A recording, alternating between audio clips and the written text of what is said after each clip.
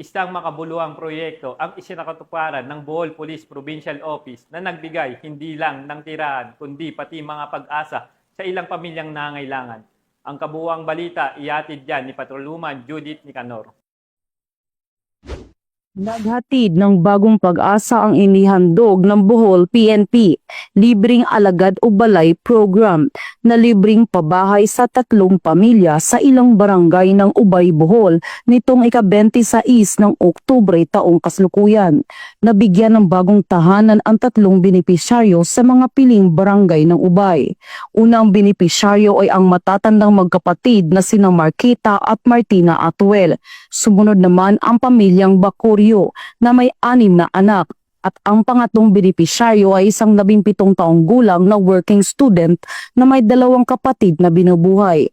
Pinahunahan ni Bohol Governor Erico Aris Aumentado at kanyang asawa na si Congresswoman Vanessa Van Aumentado ang nasabing turnover ceremony. Ang dalawa ay nagsilbi ring principal benefactors ng programa sa pamamagitan ng kanilang balay sa paglaom na advokasya. Ang PNP Bohol sa pamumuno ni Police Colonel Patricio Sidigay Jr., Provincial Director, ay nagpaabot ng taos-pusong pasasalamat sa napakalaking suportang natanggap sa nabanggit na aktibidad.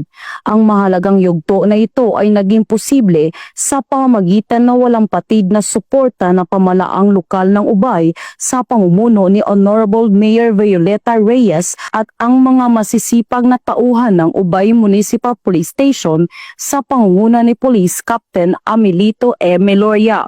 Dumalo rin si Police Lieutenant Colonel Norman L. Nuez, Spokesperson Public Information Officer Chief Picadu at ang ating mga lokal na stakeholder.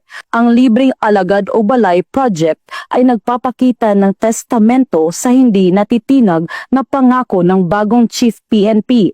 Sa bagong PNP sa bagong Pilipinas, serbisyong mabilis, tapat at nararamdaman dahil naglalaman ito ng katangian ng PNP Bohol na umaantig sa mga puso sa bawat pagkilos ng pangangalaga, nagpapasigla sa mga komunidad sa bawat pagtulong, na iiwan ng pangmatagalang epekto sa bawat buhay na nakakasalamuha.